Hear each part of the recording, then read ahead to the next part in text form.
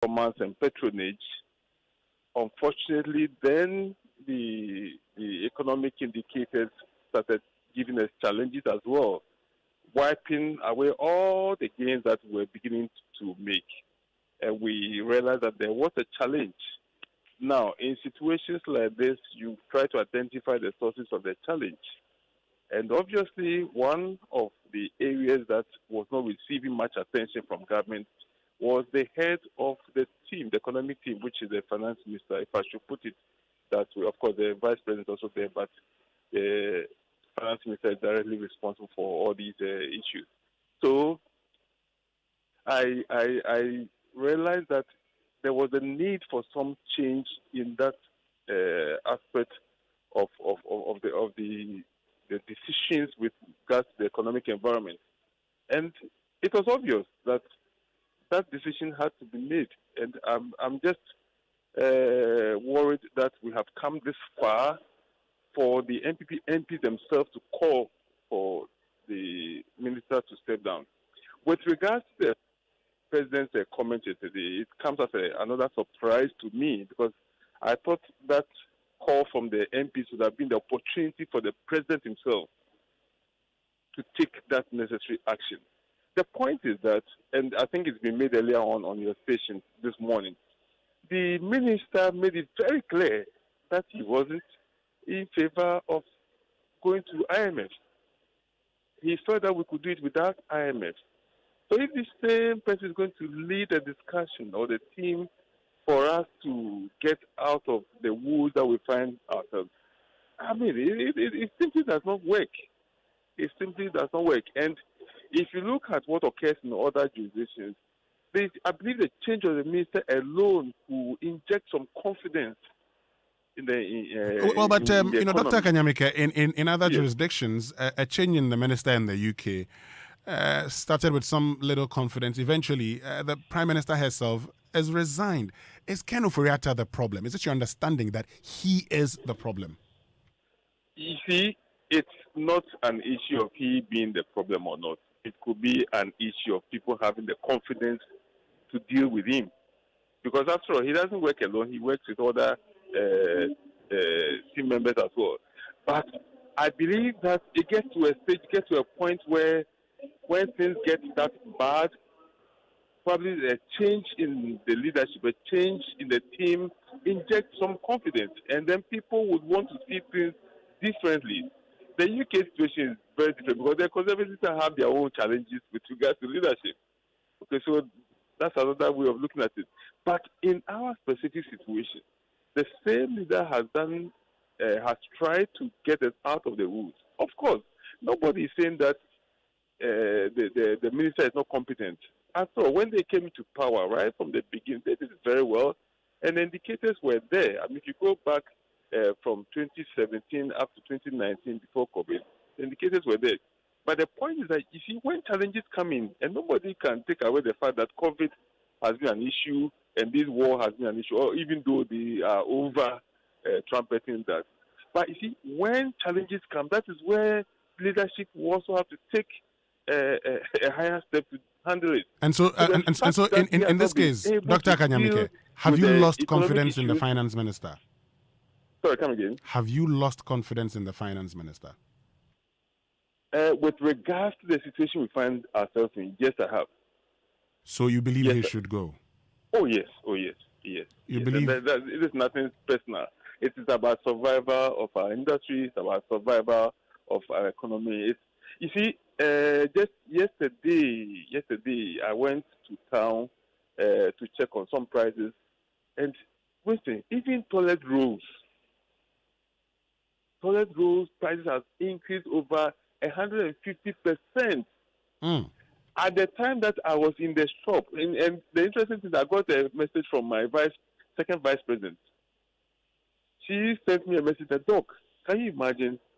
I'm at the shop buying zero, and I've been asked to wait for a new price. When it came, it was over 100% from they asked him to wait for new price while in the shop. Yes, it happened to me too, Winston. It happened to me. They had to go and check the prices, and they quoted, I think, 220. The next moment, it was 290. Then the prices had to change. So, So now that the president has indicated, based on the information we've picked from the members of parliament who engaged the president yesterday, that Ken Ofori-Atta be allowed to at least finish negotiations with the IMF, how does that make you feel? It makes me feel very bad. It makes me feel funny. And it makes me wonder if we really want solutions to the challenges we are going through. Because it's like we're trying to protect the office or position of one person against the interest of the several millions of Ghanaians when it comes to the economy.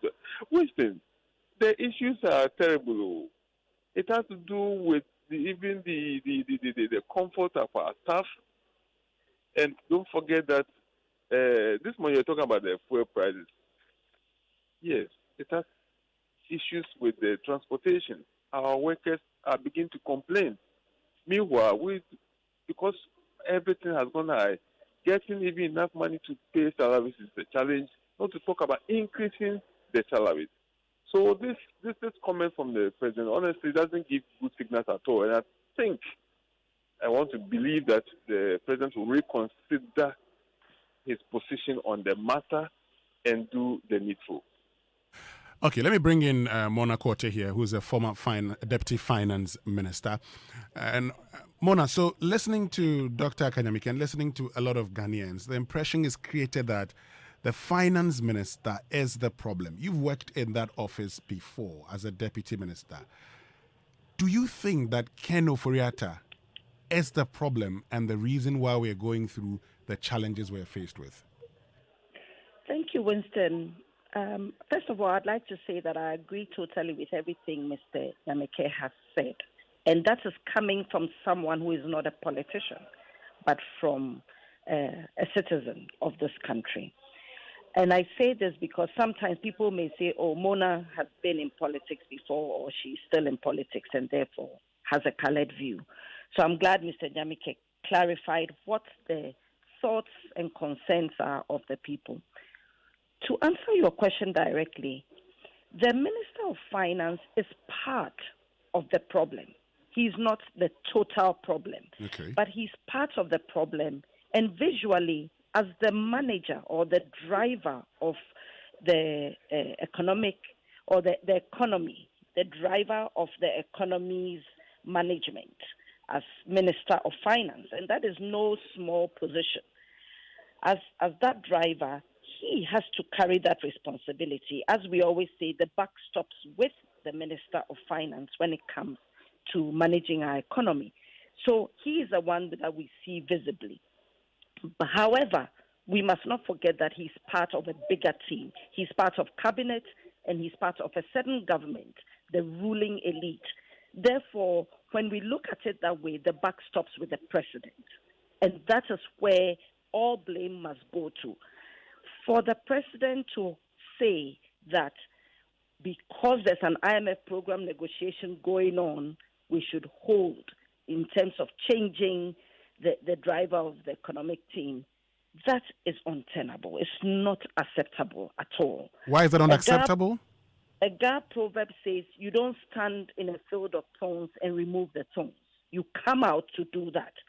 Indeed, we need to send signals, as Mr. Nyameke has said. The first signal is the change in those who are managing our economy. And I believe that even the opposition MPs have listed the reasons. They are not asking for a change just for change's sake. And therefore, it is not just the change that will make the difference, but the signals it will send. They have passed a motion for vote of censure. They've listed 6 reasons which culminate in a 7th. They've talked about the conflict of interest that is going on, where it comes to the minister himself and then the minister of state with respect to the companies they run and the business they have with government when it comes to issuing bonds on the international market and so forth. They also talk about unconstitutional withdrawals from the consolidated fund to be used for the President's Cathedral. And I name it the President's Cathedral, not the National, because it is his idea and he wants to do it. Third is illegal payment of revenues into offshore accounts. Winston, we have the PRMA, the Petroleum Revenue Management Act, which tells us exactly what to do. And you'd go against that, which means that the fiscal responsibility law is not even being adhered to. And yet there's no enforcement of that law and imposition of any sanctions on the finance minister when he flouts these laws. Again, we saw illegal payments. So we saw misreporting of economic data to Parliament that the IMF team, when they came into town, now started to pull out of drawers and closets.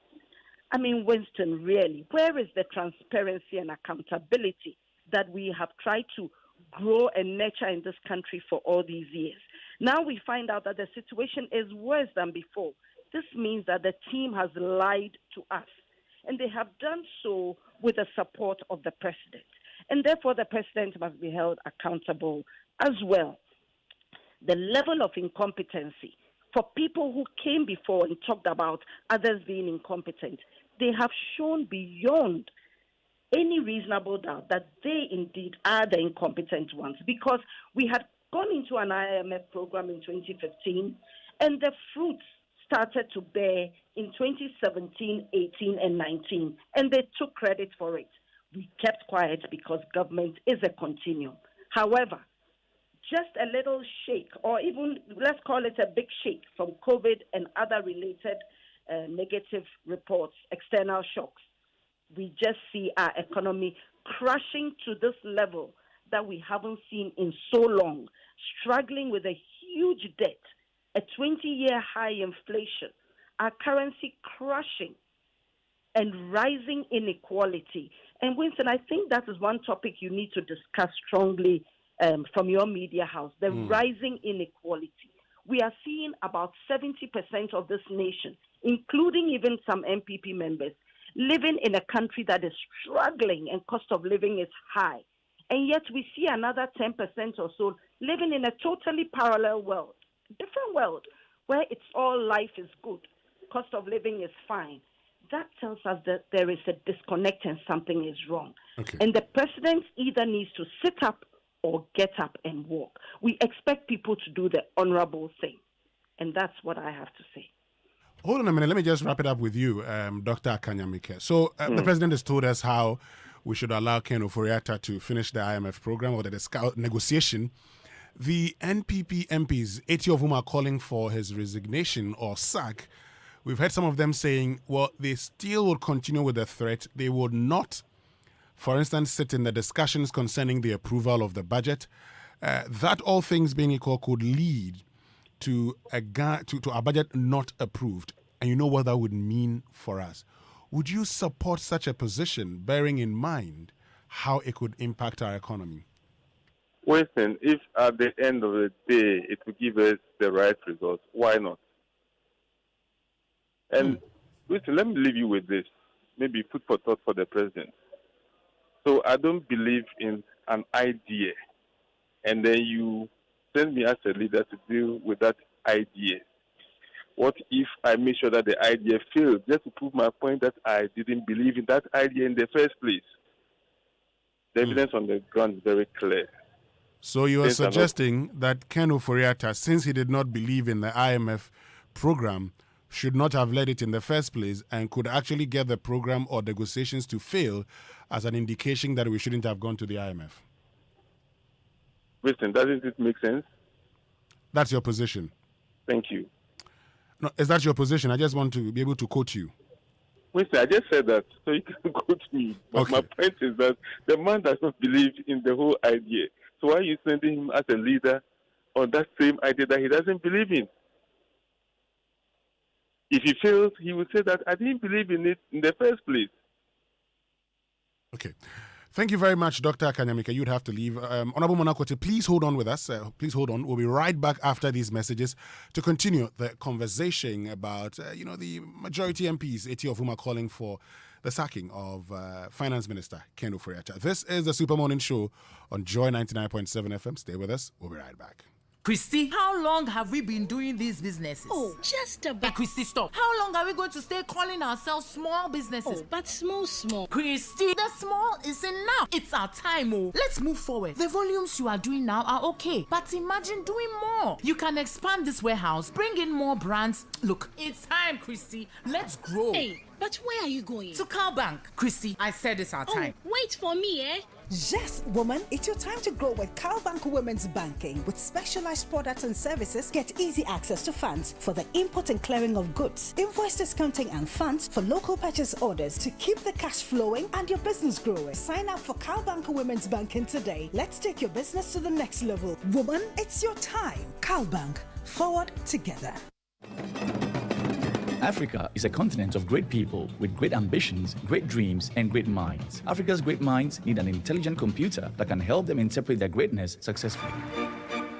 No matter where you are in your journey to greatness, the HP 290G4 10th generation Intel Core i3 processor and 4G RAM 1TB storage desktop will help you prepare today for tomorrow's successes. With its superior capabilities, fast performance, durable battery life, slim and sophisticated design, the HP 290G4 IC6W6EA desktop with Intel Core i3 processor makes learning preparing for success easier and smarter. Start your journey to success today. Buy the HP 290G4 10th generation Intel Core i3 processor and 4G RAM 1TB storage desktop available at all Compute Ghana stores. Call 0302 752 020 or visit Oxford Street Marcofi Building, Accra, Ghana for further information. And there he comes, the man with many keys. That's me, bro. Safwahini. One more critical key, and I'll be the most comfortable man. A key to my own home. That's the one key you need. Just talk to the mortgage expert. Republic Bank? Oh, yeah. When you sign on to Republic Pension-Backed Mortgage, you can own a home before you retire, you know. Republic Pension-Backed Mortgage, right? It is fantastic. Good thing is, you get to use your Tier 3 pension contributions. Wow. Soon, I'll also be a landlord. For further info on Republic Pension-Backed Mortgage, contact Republic Bank now. Republic Bank, we are the one for you.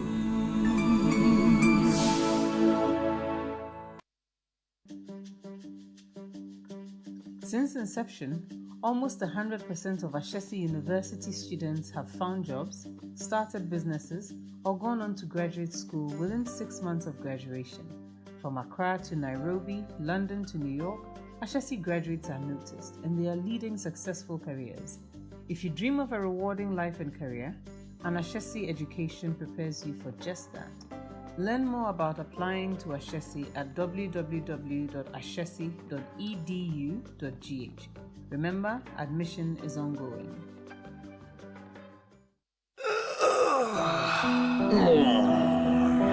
Gone are the days when good sleep was a nightmare. Today, rest is assured. We have found a solution. Royal Foam is here. With Royal Foam, quality and customer satisfaction comes first. We produce mattress, carpentry foams, duvets, bedspreads, curtains, and beds. For the quality services we offer, Royal Foam have also been awarded at the 12 Business and Financial Excellence Awards. For good sleep and better relaxation, it should be Royal Foam. For quality, buy Royal Foam. Visit Royal Foam at our showrooms and sales depots across the nation. Call our hotline on 020-227-1000. Royal Foam, rest assured.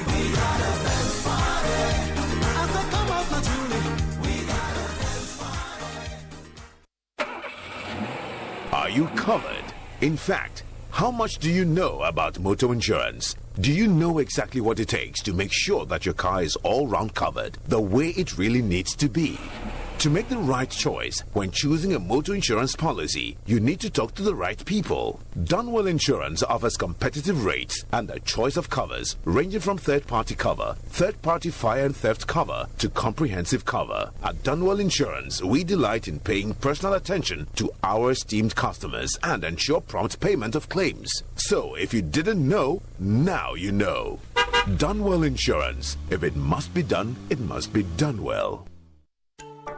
Having your baby try out different tastes and flavors isn't just about giving them a change of taste. This helps to develop their palate and prepares them better for accepting varieties of adult food as they grow. So go ahead and try any of our 6 Cerelac variants, that is wheat, maize, rice, biscuity, fruit pieces, and millet. Remember, each bowl of Cerelac contains goodness that helps your child's normal growth and development. Cerelac, it's all good, Mum. This advert is FDA approved.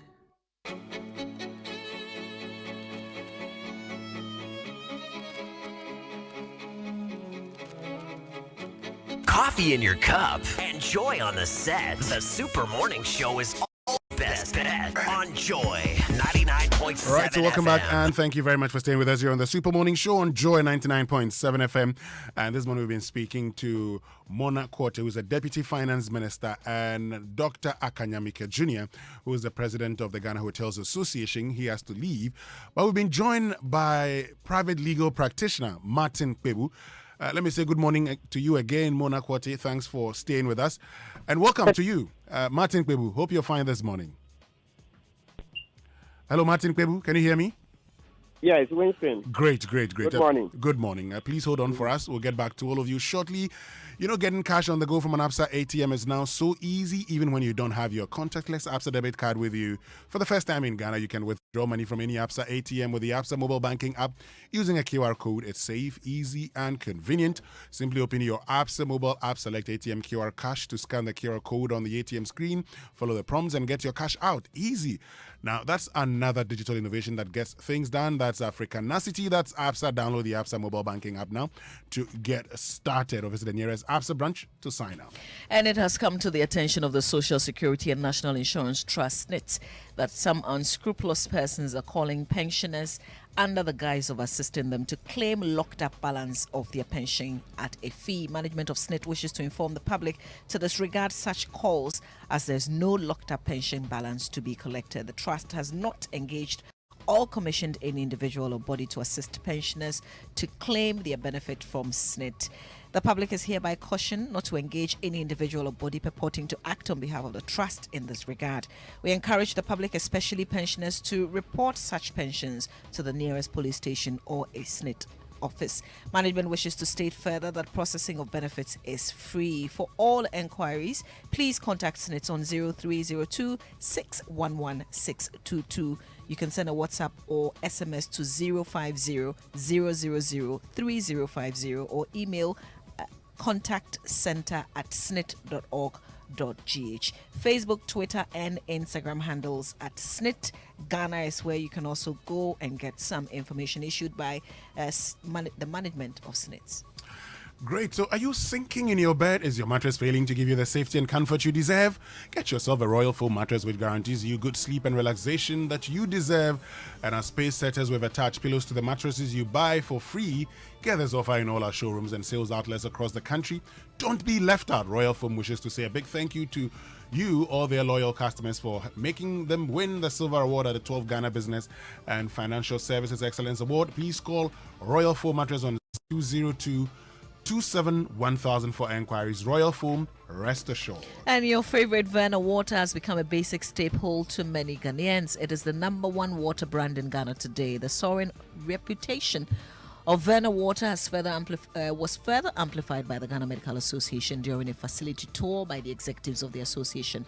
And after the tour, the GMA, led by its president, Dr. Frank Srebo, recommended Verna water to Ghanaians. In a brief interaction with the media, the GMA president said, quote, Verna water ranks among the best and safest bottled water on the market, unquote. The multiple award-winning brand Verna Water is certified by the International Organization for Standardization and Hazard Analysis and Critical Control Points. It is duly approved and acknowledged by the Food and Drugs Authority and the Ghana Standards Authority. Verna Water is produced by Twelium Industrial Company Limited, the pride of the Ghanaian beverage industry. Great. So let's get back onto the phone lines. We have Mona Quartey, Deputy Finance Minister, and Martin Kpebu, a private legal practitioner. But let me start with you, Mona Quartey. So, I mean, the president has made the point about Ken Ofori-Atta leading an IMF negotiations. That should be tenable, isn't it? He wants him to finish. Winston, give me just a few minutes to give some clarity to what the situation is so Please that do. the president's call can be in context. Please do. So, first of all, going to an IMF program is one thing. That is like a request. Mm-hmm. Getting a program is another thing. To get it, you need to go through a debt sustainability assessment. The IMF will not just take on any patient. They also don't want dead on arrival or patients that will not recover. They want to show themselves as people who do well for patients.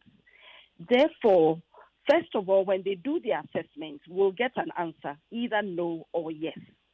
If we get a yes, we'll get into a program. If we get a no, they will assist us to get into a program. What will that assistance take?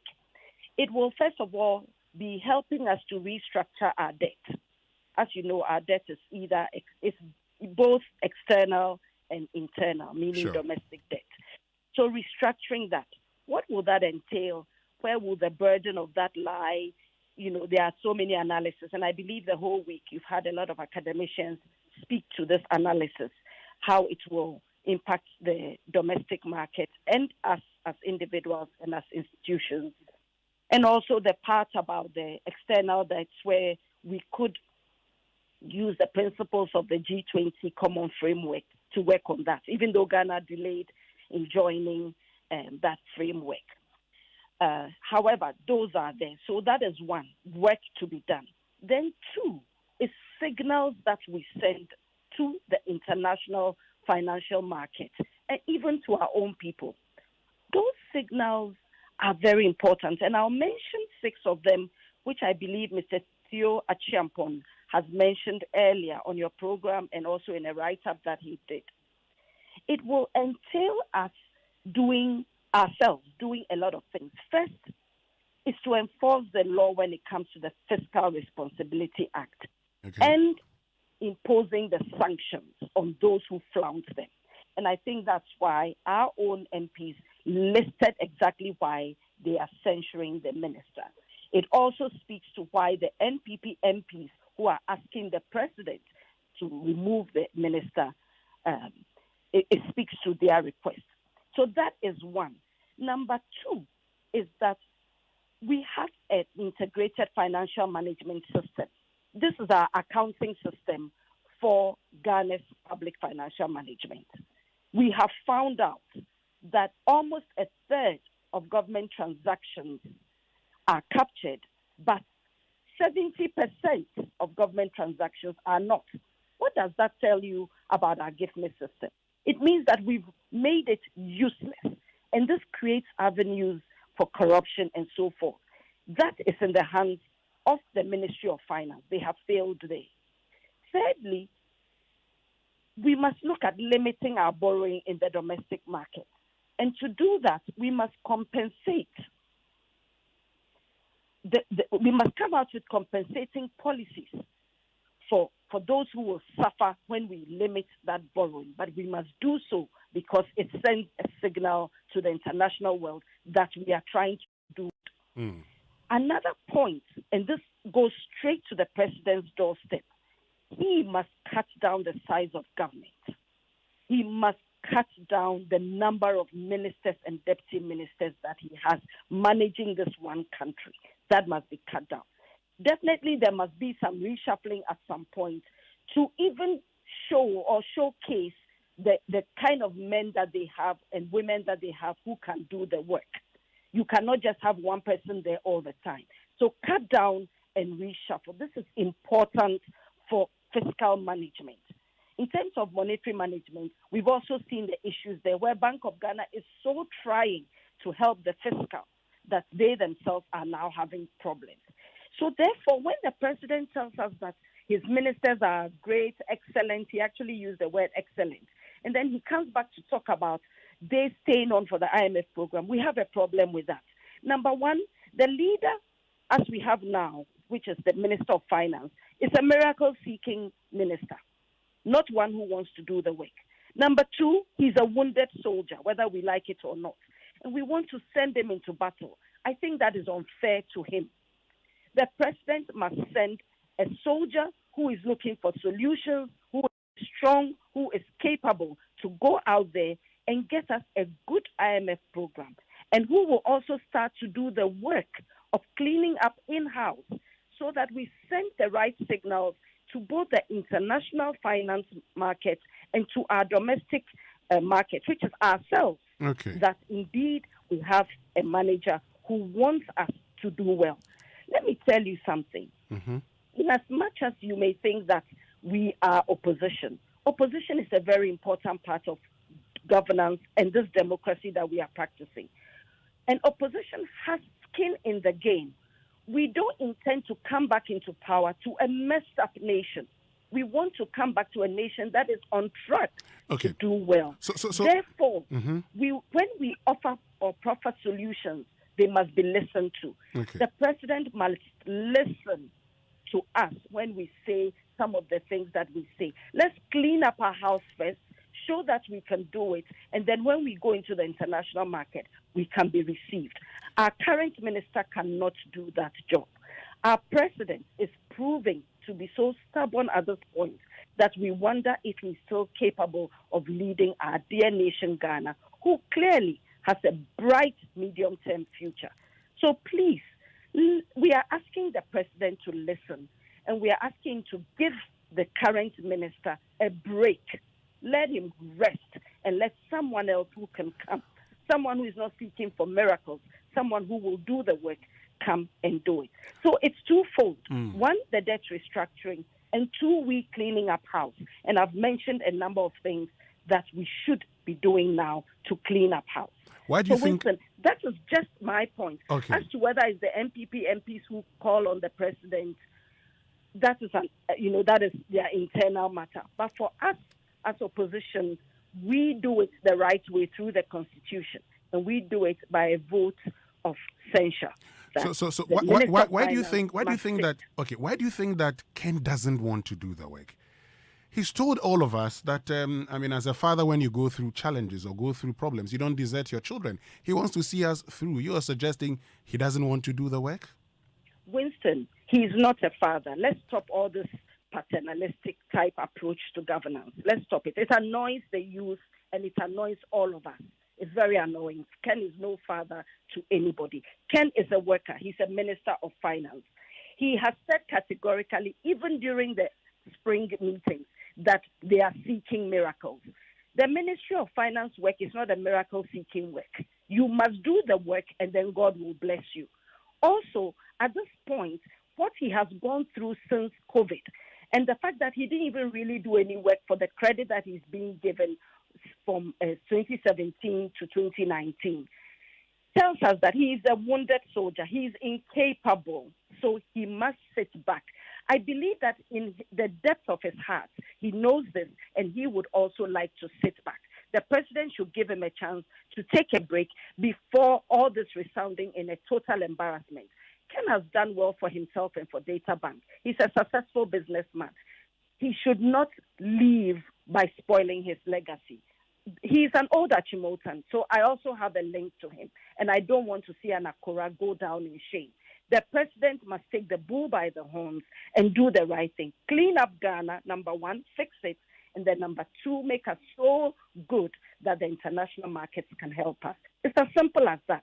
Let's stop beating around the bush and carrying on about father and son. There are no fathers and sons in this case. We are all intelligent people, and when we make statements, it should be listened to. When the youth rise up, they have concerns. Let's listen to their concerns and let's see if we can address them. This is what the president must do. And if both the president and the minister feel that they can no longer serve this nation, but that they will only listen to their own voice, then we have a problem, unfortunately. Mona Kwate, thank you very, very much for joining us. We're grateful. You're welcome. So that's Deputy Finance Minister Mona Kwate. We have Martin Kpebu on the line. He's a private legal practitioner. He says he's doing a Kumi Prekun Part 2 on the 5th of November because the president, Mamavi, must do what? Martin. Yeah, Martin. So why do you think that the president must resign? In this economy, we've talked about, the fact that things are not going well, the finance minister must go. So why should the president resign when the majority is calling for the head of the finance minister? Why don't you join that call, but you want the president to go? Oh, ultimately, it's the president who is responsible for the mess. Because, under Article 57, in Article 558, the executive power is vested in him. So he has to exercise it. By exercising it, he appoints people to help him as ministers, right? So if the ministers don't do well, the president takes the fall for it. Simple. The president has to own up and take responsibility. He chose bad ministers, and so he has to suffer for it. That's it. And Martin, this is Mamavi. Has it come to this? Because if you look at the Kumi Preko demonstration, the one that we all make reference to some 27 years ago, it had to do with high cost of living, particularly the imposition of the value-added tax on items. I mean, now we know that there are external forces. I mean, we can't pretend that we don't know that COVID has not contributed to this. There's also the Ukraine-Russia war that is ongoing. Has it really come to a point where, we can insist that the president must go? Oh, absolutely, Mamavi. Absolutely. Look, the situation is more than right for the president to go. I know we've been making this call for months now, when it became obvious that he was bereft of ideas. He had run out of ideas, and he was just holding on to straw. Listen, Mamavi, as you and I talk now, where our city has lost more than 60% of its value. It's depreciated over 100%. I think the last time somewhere analyzing, they say 130%. When was the last time that happened? Was it not around the year 2000? So when the president says that, our people say COVID and the rest, it's so laughable. Finally, ask yourself, Togo, didn't COVID happen there? Cote d'Ivoire, didn't COVID happen there? Nigeria, and so on and so forth. So how come that Ghana now has the worst performing currency in the world? How come Ghana has the worst performing currency in the world? Ofori-Atta was borrowing in an unbridled fashion. He didn't do the requisite economic modeling to see what are the effects of this unbridled borrowing. He was interested in the commissions his company, Data Bank, will make from the borrowing. And now Ofori-Atta, after borrowing and putting us in so much trouble, he's made over 200 million Ghana cedis. And I insist that Ofori-Atta's Data Bank must vomit this money. It's wrong. It's such a shame. We put you in public office only for you to do business for yourself. Look, you want to do business with government. When it has to do with insurance, you have to go to enterprise insurance, Ofori-Atta's company. Otherwise, no, they won't deal with you in the government ministry. And now when it comes to the bonds, Ofori-Atta has made so much money from it. He will return that money. He will vomit it. He and his children will never spend that money. So it's just better that he returns it and resigns. The president also resigns. Martin, even the NPP MPs, about 80 of them, have not been able to get Ken Ofori-Atta out. What makes you think a reloaded Kumi Preko demonstration can get the president to resign? Mamavi, sovereignty resides in the people, all right, in the preamble of the Constitution, etc. Yes, so we put them there. So on the 5th of November, you will see how millions of Ghanaians would come out into the streets and to voice it out clearly to the president that he has to go. And you see, the sad thing is that the more he digs in his heels, then the more he shows that he's not a leader at all. He's not a leader. He just can't listen. He feels very entitled, which is a shame. Citizens have told you that, matter, go. Just go. It's not by force. You were begging to lead, and we listened and thought that you could lead. Now you've driven us into a deep crater, very deep crater. You know the decades it will take for us to recover from this economic doldrums he's created, and he doesn't want to go. It just shows that it's just personal aggrandizement, that he's president. That's all that he thinks about. If he thought about the people of Ghana, he would have resigned a long time ago. Is this simply because he has refused to let Ken Ofori-Atta go? No, not only that. The economy is in shambles now. Mamavi, How much is a dollar now? You need at least 16 Ghana cedis. When we started the year, was it not? Some will put it 5 something. Others, the highest I heard is 60, 40%. But today, it's at least 16 cedis. So, what do we see? But you know that we're in talks with the IMF. I mean, there's something ongoing. Oh, yes, but when they go, other people will take over. Ofori-Atta is not the only brain. Natural is shown that he's not the right brain for this work. The president himself is even worse. He doesn't listen, he doesn't understand. So when they go, we will get fresh ideas. People will engage with the IMF. The bureaucrats are there, even from the president's own party. Don't we have the likes of Dr. Mark Esibe-Yeboah and the rest? There are so many PhD people with PhD in economics, people who understand, they've worked in the World Bank, etc. So Ofori-Atta is not the only person with the requisite knowledge. In actual fact, we have doubts that he's actually qualified for this job. Yeah? This is not investment banking. Managing an economy takes a lot more than knowledge in investment banking. Okay? Investment banking, he's just profit-driven, giving value to his customers. It's all about profit, right? But this one takes a lot more because the Constitution makes it clear in Article 36 that we run a welfare economy. It's a welfare economy, Article 36.1. It's a welfare economy that our Constitution envisages. Then you go to the rest of 36, you see other provisions. We have to take care of the poor, the vulnerable. Now people are starving. People are dying. We can't buy petrol. And Ofori-Atta is not able to do anything about it. So, Martin, is not the right person. Martin, help us understand. So the president resigns and the vice president takes over? Is that the plan? That's correct. Yes. No, I said, did I say vice president? Oh, more fun me. The speaker of parliament. I tell you see, anytime I mention the president, I also mean the vice president as well. Oh, Bamia Whiskey. He's proven that he's a phantom Whiskey. Phantom. He's seen his real size now, right? So you're not only calling on the president to resign, but you want him to go with the vice presidents. Oh, absolutely. Everybody knows it. I mean, people even think that the vice president should have gone earlier than the president. That's the vice president has no honor. He has no integrity. Look at how this city has plummeted. And he sat in office. He's still in office. It's such a shame. It means that he has no personal honor. Because he was the one saying he had locked up the city and given the key to the IG. Okay? At that time, what was the rate? Now the rate has more than doubled. The vice president has no honor. It's such a shame. It's all about personal aggrandizement. Otherwise, he would have left. You see, in our Ghanaian politics, about time we gave precedence to honor. Honor. So a man has no honor. Don't you hear that a good name is better than riches? You came and promised that you've worked on the city, you've locked it, you've given the key to the IG. It turned out that you were lying, and he's still clinging on. Should have left a long time ago. And latest by February this year, when the city went to 7 cities, beyond 7 cities, it should have gone. Yes.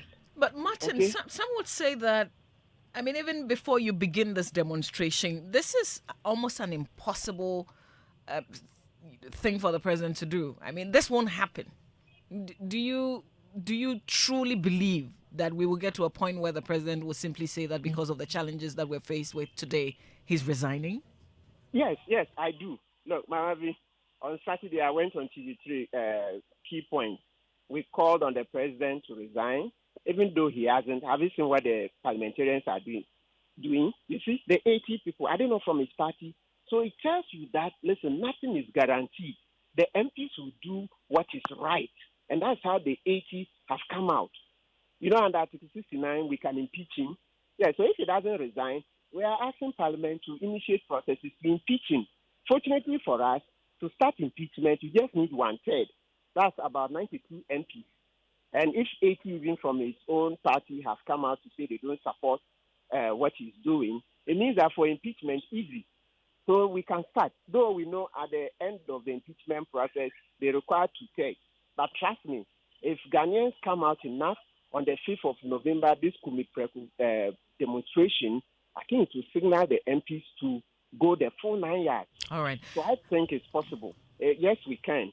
Okay, Yes, well, we can. Martin, we'll wait for the 5th of November and then have more conversations. But thank you very much for your time here on the Super Morning Show this morning. You're welcome. And that's Martin Pebu. He's a private legal practitioner. We've been talking about a Kumi Preko reloaded demonstration slated for November 5th. He's calling on the president to resign along with the vice president. Well, joining us here on the Super Morning Show this morning is the majority leader in Parliament, Osei Mensah. So a very good morning to you, sir. Thank you so much for your time. Good morning, and thank you very much for having me. Great. So yesterday, about 80 members on your side came out to address the media. We understand the number has gone above 90.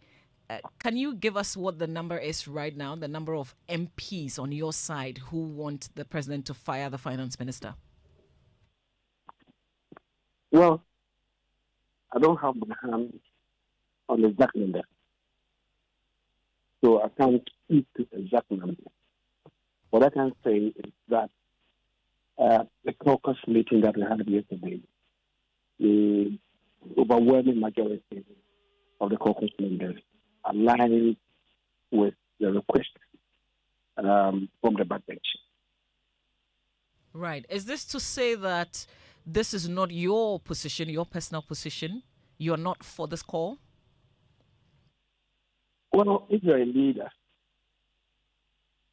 you don't have a persona. You listen to what your flock would say or request.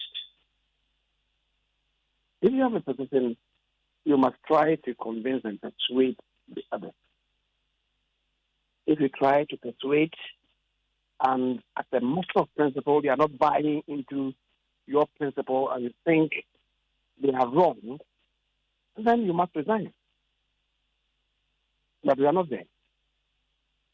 I think the matter is about procedure and timing. So when this whole business started, they invited me on Sunday. My concern was the timing and the effect of any such move at this material moment when we are about concluding the first round of our negotiation with the IMF. And also that the conclusion that would ensue after next week when the IMF officers do visit Ghana again, the conclusions that will be factored into the budget. What will be the impact? We may not be able to have our hands on the impact on the economy, the contagion effect that it may have on, say, the city, for instance, at this material moment. So my plea, I also represent constituents. And I know what my constituents are telling me. Is it the appropriate and propitious time to do what they're calling for? So I try to reason with them. And before then, I've been having some conversations with the president. So I broached the conversation that I've been having with the president to them.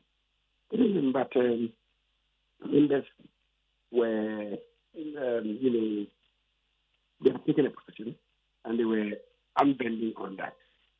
So I had to have some communication with the president, which is what I did on Monday. And the following day, Tuesday, what happened. The meeting with the president involving the caucus had been programmed for today. But on account of what events that unfolded yesterday, we had to bring the meeting forward yesterday. Before the meeting with the president, the caucus meeting that had been slated for today also had to be moved forward. We had a meeting yesterday. What came out to the fore was that the overwhelming majority aligned with the position of the benchmark. And the indications were that their constituents bore the same message or similar message upon which the press conference as hell. And then so we took these sentiments, this concern to the president. You keep saying overwhelming percentage. Can we know the exact percentage? And I would say, when we met yesterday in caucus, the number was about 90, I think 95 or so. And judging from what occurred, there's only 2 people who were unhappy with the process and procedure that the backbench group had adopted, and the fact that they have not been sufficiently consultative. So that was it. So the principle, I guess, was universal. It was universally accepted. I don't want to talk about numbers. So that is what happened. But which principle are you referring to? The principle that they think that the finance minister should step aside or be shuffled out of the ministry to some other place.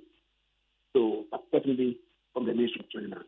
I think that is what was the predominant issue. My own concern was the time, which was at the center of the president's advice and plea to compulsory. But Mr. Ofori-Atta, so the finance minister, Ofori-Atta, is not the only person meeting the IMF. There are other members. Well, in a football match, if the team does not perform, we look at the key player. If they don't perform and the goalkeeper concedes too many goals, you replace the goalkeeper. Is that not the case? If the arrowhead of the attack is not performing, you substitute it. Is that not the case? I think that is it. You cannot say that there should be a complete overhaul. Sometimes most of the leader has a lot of influence over the entire thing. So that is it. Indeed, the group is not talking only about the finances. I guess you must have heard that they have also cited the Minister of State and the Minister of Finance. Right, yes. These are matters that I guess we can address. So what did the president say? Well, just like I said, look at the timing, look at the discussion with IMF, and look at the impact on the economy, the impact on the budget, the capture of the budget. And we made a passionate plea, and I think that we will have to have a meeting again to digest what the president said, and then we'll move forward. Were your members convinced about the president's position? No. After the president has spoken, nobody did express any contrary opinion. In fact, nobody spoke after the president had spoken. It was I, as a leader, who, on behalf of the group, thanked the president for being candid with us. And we asked to recline, to consider and digest his plea. So that is it. Mr. Ofori-Atta, so your members, those who addressed the press conference yesterday, they were quite clear, very emphatic, that they would not participate in the next budget if Ken remains finance minister. That was yesterday. That was before the meeting with the president. As I've indicated, post that meeting, or still meeting, and then digest what the president's prayer to us, and I will take it from there. They also mentioned any other government business. The fact that they're going to stay away from any other government business going forward. It is part of the discussion. I said that was yesterday. And today is another day. So you're convinced that if government brought business on the floor, they will participate? Let's get to the big special process. So where exactly are we now? We are before the bridge. We're before the bridge.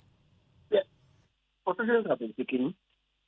The leader of government and who is the president, who also doubles up as the de facto leader of the party, has also spoken to us. We need to digest this, please.